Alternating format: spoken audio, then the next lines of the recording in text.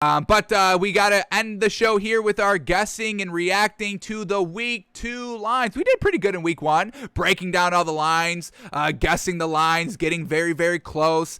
We found some disrespectful lines that paid out big for us. The Steelers plus 6.5. We didn't even guess anything close to that. We called Bills -3. It was Bills -6.5. We cashed out on that. And then the Dolphins one, I think, I forgot what we called it, but we didn't even think the Dolphins were going to get 3 points, 3.5 points. They did. We bet on that. And we cashed out. So we were able to find great disrespectful value set up by Vegas. We took advantage, and we're ready to do the same thing here week 2. So let's get the games up here. We'll go game by game. We'll give our prediction of the line, and then we'll check DraftKings and see was our thinking right on par with Vegas? Were we off? Were we on? Who's right? Who's wrong? Because when we incorrectly predicted the Dolphins and Steelers line, we were officially wrong, but our thinking was correct, folks. You see what we do here? Come on, give us our dues, give us our credit. We don't do things for no reason out here, folks. Come on. But here we go. First game up, Thursday Night Football, Giants at Washington. Now, we hinted at it real early in the show. We are not on board at all. We have 0% buyability, believability, bettability into this Giants team. Until Saquon Barkley returns to form, he's questionable for tonight's game. Let's quickly see. Do we have anything on Saquon Barkley? I doubt we do. I'm sure it's going to be kind of a true game time decision, and I'm sure he ends up playing because he did play last week, so I would assume he would play this week. We get any news on our man Barkley? Playing, not playing, game time decision. Doesn't seem like anything has truly come out yet. So, all right, we're still not buying this Giants team because Saquon Barkley is not 100% in. It's on the road. Washington, a little bit of a better team overall defensively. Offensively, they're rocking with Taylor Heineke and not Ryan Fitzpatrick, which I don't know if it's a blessing or not. It's unfortunate we weren't able to see what Ryan Fitzpatrick could do this season. Truly unfortunate there, hip injury. But we'll see if Taylor Heineke can step up and be, a game manager for this decent Washington offense. It's nothing great. It's nothing star-studded. They got Terry McLaurin real good. Antonio Gibson had a real great week 1. So we'll see if they can build upon that. But back to this Giants team, the slow start. Kenny Galladay saying that. And, that's exactly what happened. And, only putting up 7 points the entire game and another 7 right at the end of it. I can't buy any of this. No urgency here in New York, folks. There is no urgency. I can't get behind it. Daniel Jones, lackluster week 1 when we were expecting, him to do what Kyler Murray did. Come out on that year 3 leap. Big time. But he flounders. No urgency here for this Giants team. No Evan Ingram this week either, the tight end. Kenny Galladay getting out to slow starts. Saquon Barkley, everything tight-lipped and everything hush-hush and nobody ever wanting to push to get back quickly. Obviously, these players want to get back. That's not what I'm saying. All I'm saying is that there's no urgency for these players to get back. Everything we've heard from Joe Judge and Saquon Barkley is like, yeah, we don't really know. We're just taking it one day at a time, but today's not the day. So we'll check back tomorrow. We'll check back tomorrow. No setting timetables. Hit this goal. And maybe they had that internally, but we never heard of that. We never saw that, so we can't really say for sure. So I'm out 100% on this Giants team, folks. I can't stress it enough. So I'm going to call this one. I think we could get great value just because of the Taylor Heineke angle, which could be good. So I'm just going to call this one Washington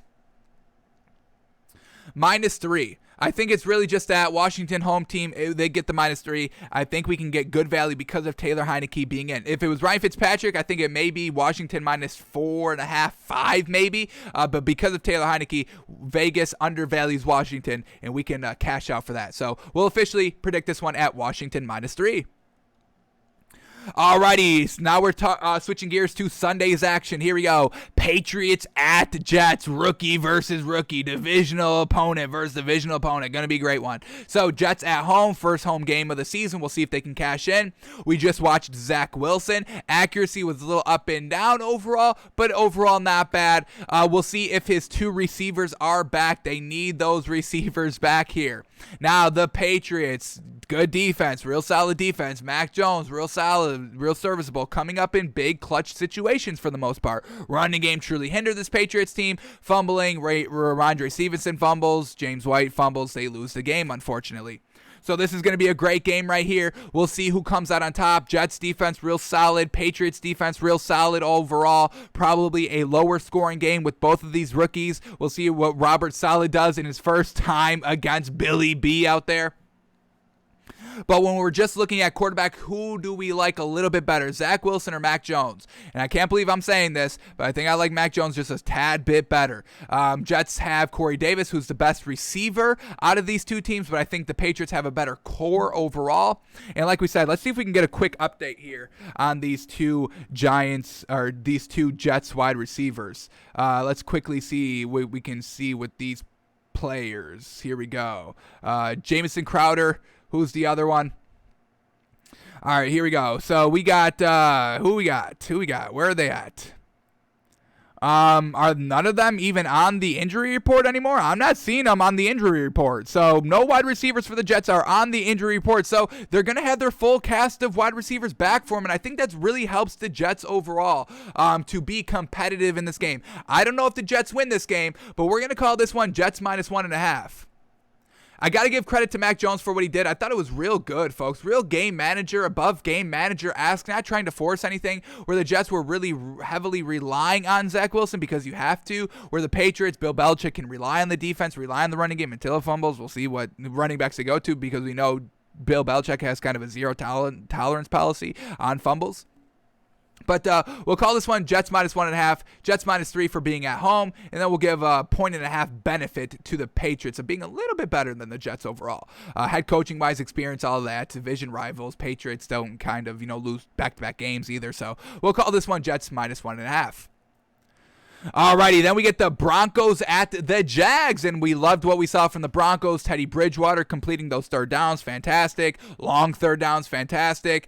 Melvin Gordon looking speedy as heck, and that was backed up by our claim. Remember, I forgot what day, and I'm going to make a clip of it and put it on Twitter, but we were watching Melvin Gordon. It may have been Wednesday. I don't know if it was Wednesday or if it was Monday, but one of those days we were watching Melvin Gordon, and we were like, damn, he's looking fast as heck. And then, do I have the tweet up? Did I save the tweet? I hope I did.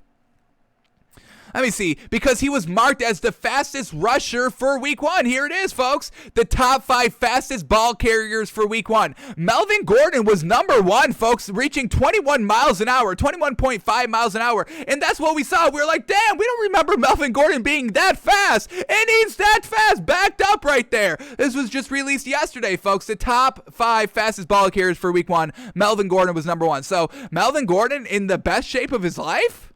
He's looking skinny. He's looking fast.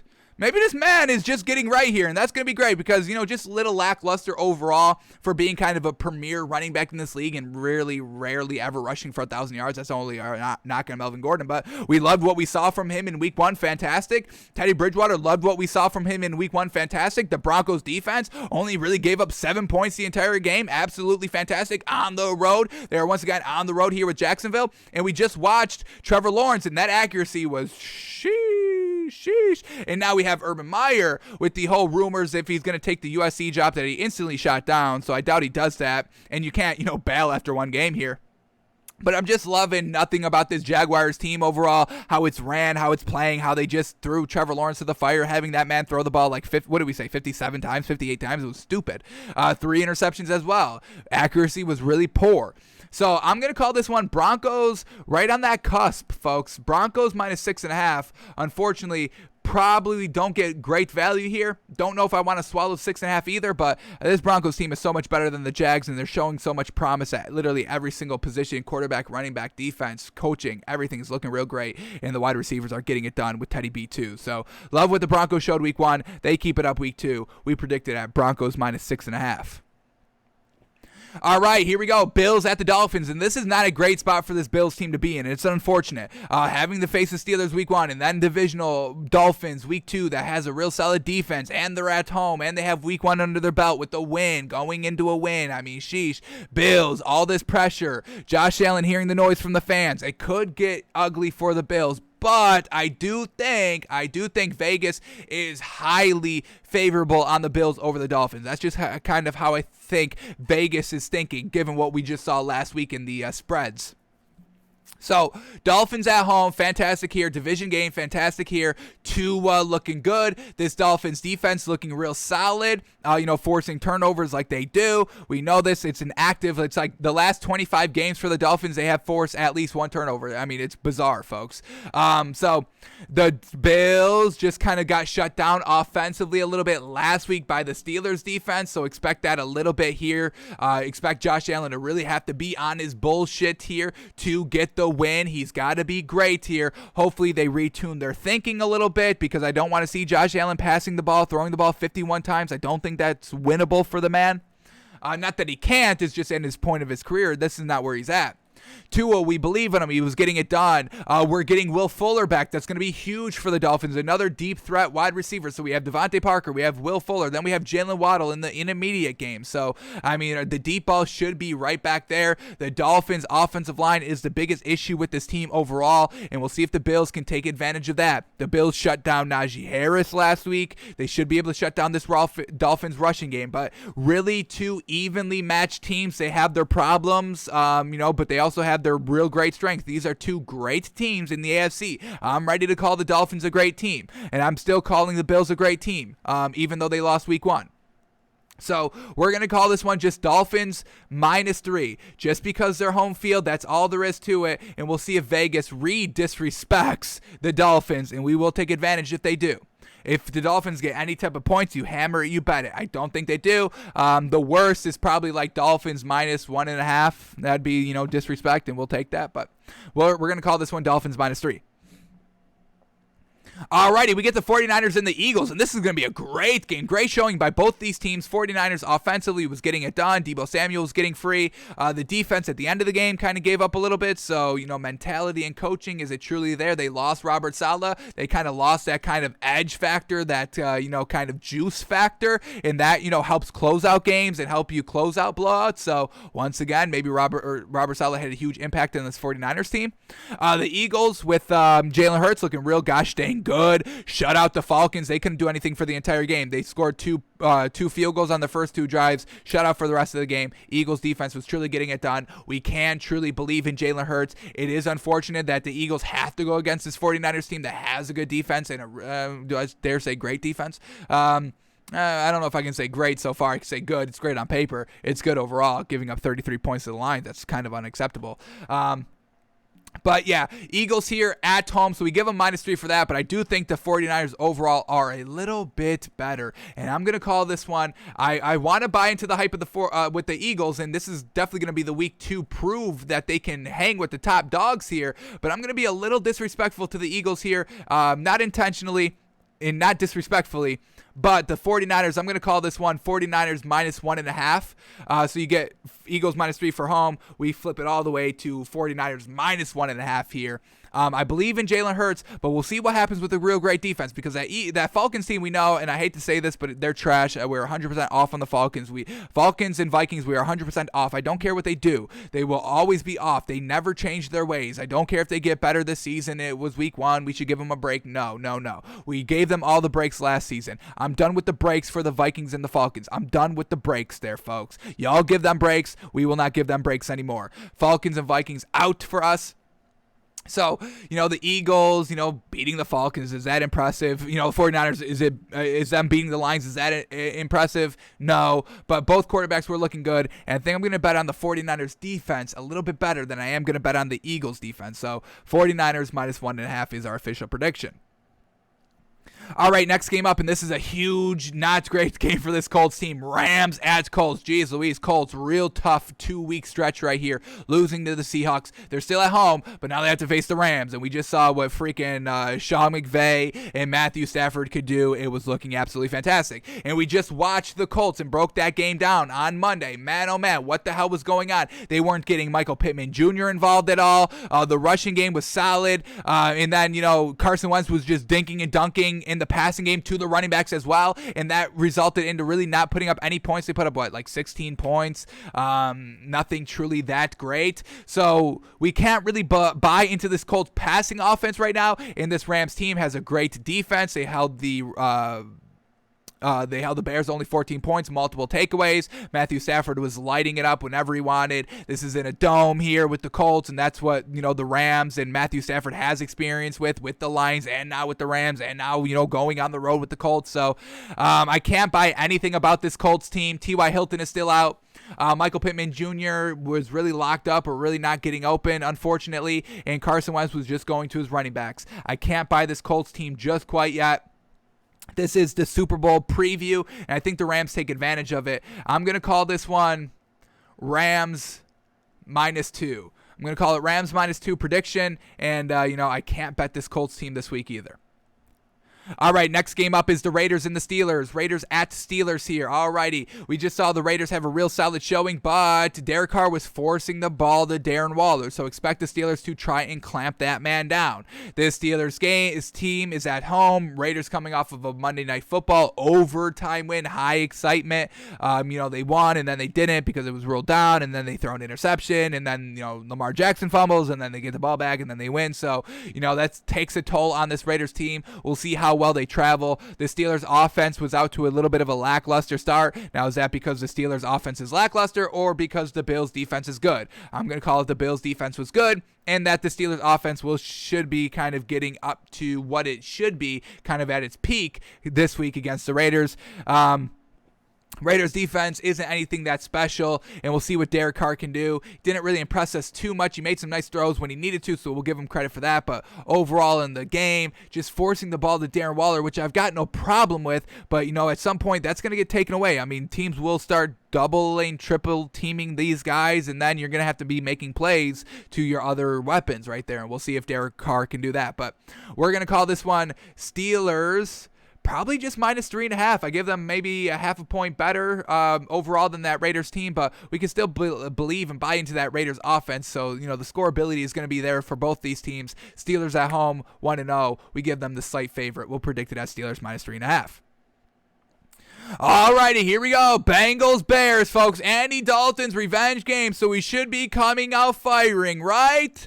I wouldn't, run with that train of thought because I loved what I saw from the Bengals there in week 1. Joe Burrow, I didn't give him a lot of credit coming into the season, and he kind of proved me wrong right off the rip. The defense holds strong, forces a turnover in overtime, doesn't give up, and they go down and score a game-winning field goal in overtime. So we give the Bengals credit. We obviously know Andy Dalton is going to be starting this week and wants his revenge against the Bengals, but what did he show us that we can sink our teeth into? Now they're at home, so they'll get a little bit of a bigger boost. It's a 1 o'clock game, not going against, one of the best teams in the league, the Rams, so expect Andy Dalton to try to be a little bit better. I'm going to call it, I don't even want to call this one like this, but I'm not going to call it like that. I'm not going to give Andy Dalton any respect here. I'm not going to give this Bears team any respect here. I'm going to give this Bengals team some credit here. Andy Dalton trying to do too much here. Maybe tries to air out the ball a little bit too much. We just looked at his passing chart, and everything was dink and dunk like we know Andy Dalton is going to do, so I'm just going to call this one Bears -1.5. Bears -3 because of the home field, but we knock them all the way down to only -1.5 because they're not that great, folks. They put up 14 points. They won't move the ball, and Andy Dalton doesn't have tier 1 wide receivers surrounded all around him to make plays for him. So I'm calling it Bengals +1.5, Bears -1.5, however you want to read it in our prediction. Then we get the Texans at the Browns, and man, oh man, can the Texans have a repeat performance from week 1? Y'all know what I say. I think they're handling the distraction that is Deshaun Watson absolutely marvelously. Jeez Louise.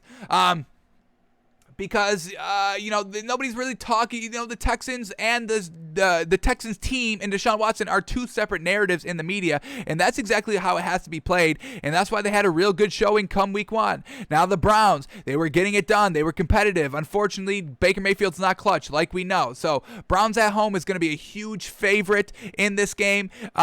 If the Texans were at home, I think I may have kind of slid in the favor of the Texans, but because of this Browns defense and maybe the lack of experience overall with the Texans offense, with Tyrod Taylor being the first time quarterback out here in a couple of years and now on a new team, and the head coach here is new for the Texans, so I just think the Browns defense will be able to get it done. And I'm going to call this one Browns -4. A little disrespectful there to the Texans, but this is going to be a huge kind of put up or shut up game. Are the Texans the real deal? They will show it this week. I hope they do. I don't know if I can bet it, though. So, Browns -4. And losing by 4, I mean, that would still be competitive for the Texans. And I think a win overall. Getting blown out by like 14 points, that's not something we want to see. Getting kind of losing by 10 points, I think is kind of the maximum I will allow for a win overall for Houston. So we'll see what happens. We'll call it Browns -4. All right, here we go. Then we get the Saints at the Panthers right here, and the Saints were looking good. Jameis Winston, clutch as heck in the red zone. Sam Darnold left the door open the entire game. So, Sam Darnold only going to kind of Christian McCaffrey, and Christian McCaffrey being the main focal point of the offense like we knew it would be. The fact that the Panthers weren't able to close the door last week on the Jets and let Zach Wilson come back and almost win the game, that was hugely concerning. So, Sam Darnold, we take Jameis Winston over Sam Darnold any day of the week. That's not even a debate. So, Saints on the road, they just kind of had a little bit of a taste with a road atmosphere last week with a neutral field. Now, officially on the road here, I think Jameis Winston gets it done. The Panthers really showed nothing to me that really made me believe that they are a truly great team. I can't believe in Sam Darnold. The offense is only Christian McCaffrey. The defense was real solid. I will give credit to this Panthers defense. They were forcing Zach Wilson to be uncomfortable a lot. We'll see if the Saints offensive line can hold up, and we hope that Jameis Winston doesn't get uncomfortable in the pocket and starts throwing wild interceptions. But I'm going to trust the Saints here and Jameis Winston, and I'm going to predict this one, Saints -1.5. I'm going to go full swing. Panthers -3 because of home. We flip it all the way to Saints -1.5. I'm believing in the Saints team. I'm believing in Jameis Winston over Sam Darnold. All right, we get Vikings and the Cardinals, and this is a no-brainer right here, folks. This Vikings team is trash, and this Cardinals team is the second best team in the league. We just unveiled our power rankings on Tuesday. Cardinals take place number 2. Rams take place number 1. Cardinals are looking so gosh dang good. I'm calling this one, and I'm being disrespectful with it. I don't care. I'm calling it Cardinals -10. Yes, sir. This Vikings team is trash, folks. Patrick Peterson, first time back with the Cardinals. I don't care. He's trash. He got burned by Jamar Chase the entire game. Cardinals -10, easy blowout there. All right, then we get Falcons and Bucks, and another easy game here to call. Falcons at Bucks. We know this Falcons team is trash, and the Bucks got Tom Brady. You can never count the man out. So we're going to call this one Bucks, and we're going to be even more disrespectful than the Cardinal spread. We're going to go Bucks -13.5. Yes, you all heard me right. -13.5. This Falcons team can't move the ball. They can't score. We know this Bucks team could easily put up 2 touchdowns. What are you, crazy? Bucks -13. No problem. I swallow it. I buy it all the way up to Bucks -20 to get even better value, and we cash out on Monday all rich. So look out for that. Alrighty. Another tough game up here is the Titans at the Seahawks. Well, we just saw the egg that the Titans laid last Sunday. Derrick Henry couldn't get out to anything good. The Titans defense couldn't do anything good. Ryan Tannehill couldn't do anything good. And the Seahawks just went on the road last week and beat a decent Colts team overall. Russell Wilson was looking real good. Efficient as heck. Had like 5 incompletions and like 4 touchdowns. Classic Russell Wilson. The overall defense of the Seahawks is there. The rushing game is there. Chris Carson, we're believers in. Russell Wilson, obviously. Tyler Lockett's always getting open down deep. DK Metcalf, I mean, they've just got everything. Coaching, home field advantage, defense, offense, quarterback, everything. So I hope Titans can get back to their good glory with Derrick Henry and running the ball and efficiently. But, I mean, the Titans on the road here, man, oh, man, I can't get behind them at home last week against a good Seahawks, or against a good Cardinals team. Now they're facing a good Seahawks team. I'm going to call this one Seahawks -6.5. We'll cut it off right under that half a point 7 hook. Then we get the Cowboys and the Chargers, and man, oh man, this Cowboys defense is really going to have to step up and play well. This Cowboys offense is really going to be great. We know it. This Chargers defense is really going to have all they can handle, but is the Chargers offense going to be able to just play with the Cowboys defense? Because if that is the case, then I don't know if this Cowboys team can win overall. We heard about the DeMarcus Lawrence injury. Truly unfortunate there. Dan Quinn's defense played pretty well against the Bucks. Unfortunately, just gave up the game-winning drive. That's just unfortunate. But they weren't really kind of getting blown out. They weren't allowing, Tom Brady to do whatever he wanted. He still had success in that game, but overall they kept it close. So I'm going to kind of, give credit to this Cowboys team a little bit right here. And I'm going to call this one a pick'em game. I think it should be a pick'em. Chargers -3, but I think the Cowboys offense truly just showed out. They had some extra rest since they played on Thursday, so extra rest there. DeMarcus Lawrence injury is tough. Zach Martin is back on the offensive line, so hopefully Zeke can run the ball a little bit more. But I'm going to call it a pick'em. I think the Cowboys can be competitive, and we'll see what Dan Quinn's defense can do week 2. Pretty solid week 1, but you're missing an edge rusher in DeMarcus Lawrence. We'll see if that affects him.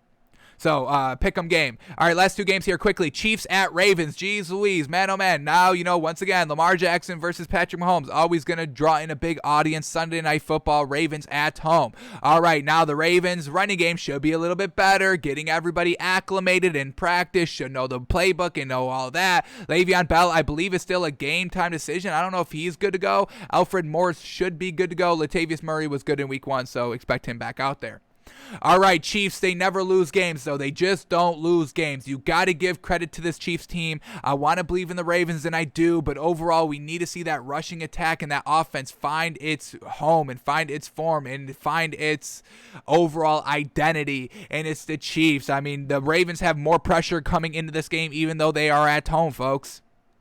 So I'm gonna call this one Chiefs -2. They just don't lose. I mean, down 10 against the Browns, it doesn't matter. Divisional opponent, it doesn't matter. They go and get the job done. It's Andy Reid, it's Patrick Mahomes. They get it done. Lamar Jackson flounders in the biggest opportunities. It's unfortunate, but that's what we've been seeing the last couple of times. The last 2 games, the last 2 times he's been on the field, he's floundered.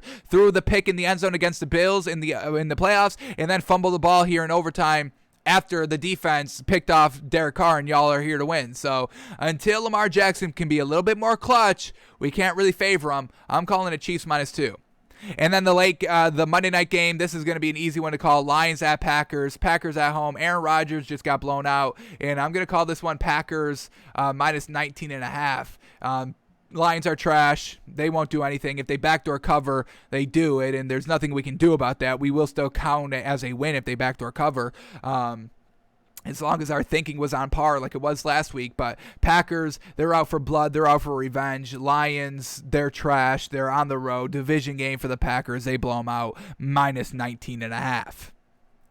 Alrighty, now that we've got them all predicted, let's refresh these lines. Are we on par? Are we off? Are we correct? Let's see what we've got. Alrighty, here we go. Let's refresh these lines one more time just to make sure they're up to the date here. Alrighty, that's what we're talking about. Alrighty, here we go, folks. The moment of truth. Were we right? Do we know what we're talking about? I think we do. Let's see how we did. So here we go.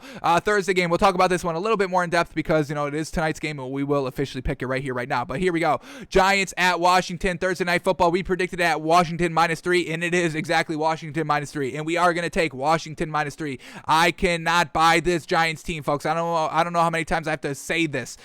We try to give them the benefit of the doubt. We were buying and hyping them up the entire offseason, and then we just had nothing from them. We heard nothing from them, and nothing exciting. Everything tight-lipped. Everything, all right, we'll talk about it tomorrow. We'll find out tomorrow. We'll try it again tomorrow. We'll try Saquon Barkley out tomorrow, and now, he's a game-time decision, and no Evan Ingram still on that, so no urgency to get back, and no urgency to press themselves and to push themselves. They were absolutely lackluster offensively last week when that was a winnable game at home against the Broncos. Teddy Bridgewater's first time with the Broncos. This was a winnable game for the Giants, and they didn't even compete. They put up 7 points. They scored 7 points on the last minute and 29 seconds left. It's like, we can't even buy this team. There's no urgency, and now they're on the road against a real good Washington defense. Taylor Heineke's a game manager if I've ever seen one. We've seen him out there 2 times, 3 times, 3 starts, and he's just a game manager every single time, keeping the game close, taking the lead, keeping the games close, never getting blown out. That's what Taylor Heineke can do. And just let this Washington defense take over. I don't see the Giants putting up any points, especially on the road, especially on Thursday Night Football, a small turnaround, primetime game, a division opponent. Nothing is going to go right here for the Giants. Washington at home, they get the win. We'll swallow the 3. We'll take it. Washington -3. Alrighty, now the Sunday games. Here we go. First game up is the Saints at Panthers, and we predicted this one at Saints -1.5, and it's even better. Saints -3.5. Sheesh, and we agree. We don't think there's anything great with this Panthers team. The Saints defense shut down Aaron Rodgers, and Sam Darnold is nowhere even close to there. So, that's perfect. We are favoring the Saints here. The Vegas is doing the same thing, and we'll favor the Saints potentially tomorrow with our official picks. We'll see if the Saints make it, but Saints officially -3.5. Can't buy anything into that Panthers offense. The defense is fine, but it's Jameis Winston. He was cool as a cucumber, accurate as heck in the red zone. That's all promising great green flags for the Saints so that we can buy into. Alrighty, next game up is the Bengals at the Bears, and we predicted this one as Bears -1.5, and it's Bears -2.5. Alrighty, so Vegas is thinking the same thing. Bengals overall are a little bit better of a team overall. That's why, it's not Bears -3, and it's Bears -2.5 officially. So I absolutely love that by Vegas. Thinking is right on par. We buy this Bengals team a little bit better than we buy the Bears. Can't buy their offense. Definitely don't buy Andy Dalton. And Joe Burrow truly impressed us, winning in overtime, being clutch as heck, being calm as heck, and just getting it done and beating the Vikings. We give him credit for that. So thinking is right on target. Bengals +2.5, Bears -2.5. Alrighty, next game up is the Texans at the Browns. Alright, I hope Vegas doesn't disrespect the Texans. I think they earned a right to not be heavily blowout kind of underdogs here, but let's see what they said. So we predicted this game at Texans Browns as Browns -4, and they did disrespect them. I think this is a mistake, folks. I think this is a mistake. Truly disrespectful here. But they say Browns -12.5, Houston Texans +12.5. I think that's a mistake, and I think this is some disrespectful value that we can buy into a lot come tomorrow. This is a huge, great opportunity in our 99% guarantees. Texans offense was moving. Their defense was getting it done. Tyrod Taylor was looking solid. And the Browns, if this is a close game, Baker Mayfield won't come up and clutch it. So, man, oh man, Vegas with the disrespect. Whew. First disrespect of the day, folks. First disrespect of the week there. Jeez, we'll see if we take advantage. We just talked about it. Steelers disrespected last week. Dolphins disrespected last week. Just because Vegas, is like, oh, this team has no chance of winning, doesn't mean that they're going to cover that spread. So, geez. Alrighty, next game up is the Rams at the Colts. We predicted this line at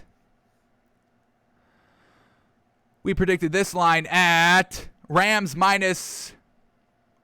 Is it 2 or a 1? I think it's a 1.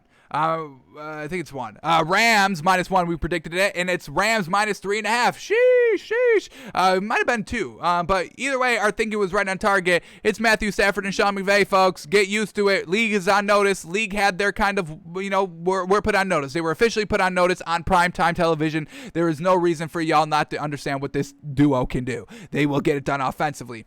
Colts, like we said, Carson Wentz was dinking and dunking. It may look good, Colts +3.5 at home, but I don't know if that offense can move the ball. We'll see. They need T.Y. Hilton back urgently. Alrighty, Broncos at the Jaguars. We predicted this game at Broncos -6.5, and it is Broncos -6. Exactly on par, exactly what we were thinking. Can't buy Trevor Lawrence, can definitely buy Teddy Bridgewater, can definitely buy this Broncos defense, and the Jaguars at home, it makes no difference. Alrighty, Bills at Dolphins. We predicted this line at Dolphins -3, and more disrespect here, folks. What the hell? Are y'all kidding me? Are y'all really kidding me? Vegas again. Dolphins +3.5. Y'all will know our bet tomorrow. Disrespect the Dolphins by giving them +3.5 points. We'll eat that value up all day. Josh Allen on the road after that performance. Vegas, thank you for disrespecting. Vegas is out here disrespecting everybody, folks. The Texans, the Dolphins. We'll make them pay, folks. You can only make Vegas pay by robbing their pockets, and that's exactly what we did last week, and we'll do it again this week. We've got no problem with it. Alrighty, Patriots at Jets. We predicted this line at Jets -1.5, and alrighty, we undervalued the Patriots. I get it, Vegas. We were completely wrong on this one. They call it Patriots -6, Jets +6. Also, maybe some potential value there. I'm gonna have to think about this one. Maybe we were wrong in our thinking here. Bill Belichick's defense, did pretty good against the Dolphins. Jets offense. So I think maybe we were wrong about this one. And not Vegas being disrespectful. But this is why we do this on Thursday and our picks on Friday, so we have a chance to sleep on these lines. Take a deep breath. retool our information, recalculate our numbers, rerun our algorithm again, and we'll come back at you tomorrow. But all right. Well, we're going to have to reconsider that one. All right, next game up is the 49ers at the Eagles. We predicted this line at the 49ers minus 1.5, and it's the 49ers minus 3. So overall, like we said, the 49ers are a better team overall just because of that defense. I appreciate what Jalen Hurts did, but I don't know if I can trust the Eagles defense too much. I hate that Falcons team overall offensively. 49ers team is overall better offensively, defensively, everything. We'll see what the Eagles are made of. I think this is a right spread, not disrespectful, by giving the Eagles 3 points at home. It's just we'll see if they are the real deal or not. Eagles plus 3, 49ers minus 3 is the official spread. All right, next game up is the Raiders at the Steelers. We predicted this line at the Steelers minus 3.5, and it is, all righty, Steelers minus 6.5, all righty. And, we understand it. The Steelers defense is real solid. The Steelers offense has the pieces to be solid. They're at home. Raiders on a little bit of a smaller turnaround because they just played on Monday night. They were at home, and it took until overtime and, getting lucky a couple of times to win in overtime. So Steelers at home, I can understand the spread, may stay away from it because, this Raiders team in the beginning of the year is usually always good, especially if their offense can put up the points. We'll see if Steelers can blow them out. So Steelers minus 6.5. I don't know if that's great value, though. I think that's the right spread. I don't think it's great value. Next game up is the Vikings at the Cardinals. Alrighty, we predicted this game at Cardinals minus 10. And wow, Vegas giving respect to the Vikings? Really? Wow. Cardinals only minus 3.5 at home? You're telling me the Cardinals are only half a point better? All right, we'll take it. Thank you. This is great value. Cardinals minus 3.5. I've got no problems taking that. Are you crazy? Are you out of your gourd? Woo! Alrighty, Kirk Cousins, put up or shut up. Man, oh man, I think he shuts up. I'm ready to be done talking about Kirk Cousins. That's great value. We'll take that all day. Alrighty, next game up is the Falcons at the Bucks. We predicted this line at Bucks minus 13.5, and that's basically what it is. Bucks minus 12.5, exactly what we were thinking. Right on par. Falcons are trash. We know that. Alrighty, Cowboys at Chargers. We predicted this line at... It's a pick'em. We called it a pick'em. Does Vegas agree? They don't really do pick'ems that often. Let's see what they say. And the official line is, alrighty, it's not even close to a pick'em. Okay. It's a little interesting, this one. Chargers minus 3.5. So it's the same spread as the Cardinals-Vikings game. Are you kidding me? What the hell is going on? I hate it. I think this is some great value here by the Cowboys getting plus 3.5 points. Really going to come down to their defense. The Chargers, how explosive, can this offense be? Can they put up 40 a game? Can they put up 30-plus points a game? Can they put up 25 points consistently every single game? We'll see what Herb can do. But Cowboys plus 3.5 seems like some solid value right there. Alrighty, last 3 games left, so let's go through these quickly. Here we go, Titans at Seahawks. We predicted this line at Seahawks minus 6.5, and that's what it is, folks. Seahawks minus 6, exactly right on par. Just can't trust the Titans until they prove. We've seen them getting worse and worse the last 2 seasons. Small sample size, I get it, but if that trend is continuing, they're not going to make the playoffs this season, and you don't make the playoffs and if you win like less than 8 games. So expect 8 to 9 wins here for the Titans, and this is kind of what it's looking like. Seahawks, they don't win this one. Seahawks minus 6 is the official spread. Alrighty, Chiefs at Ravens. We predicted this one at Chiefs minus 2, and it's going to be Chiefs minus 4. Exactly that. I mean, it's the Chiefs, folks. You can never count them out. Lamar Jackson, we got to get this running game under their belt a little bit more, get it up to speed, acclimated into the game rhythm and the team philosophy and all that. And we'll see if they have that done by Sunday Night Football. Going to be a great one. So, Chiefs are the favorites, minus 4. And then the last game of the week, the Monday night game, Lions at Packers. We predicted this one at Packers minus 19.5, and it's only Packers minus 11.5. So you're telling me you're giving the Browns minus 12.5. You're giving the Bucks minus 12.5. And is that the only 2 big ones? Yeah, those are the only 2 mammoth ones. And then you only give the Packers minus 11.5. Was it because of the Lions backdoor cover last week? I get it. I don't see that happening every single week. So Packers only minus 11.5. That seems like great value too. Might swallow that up.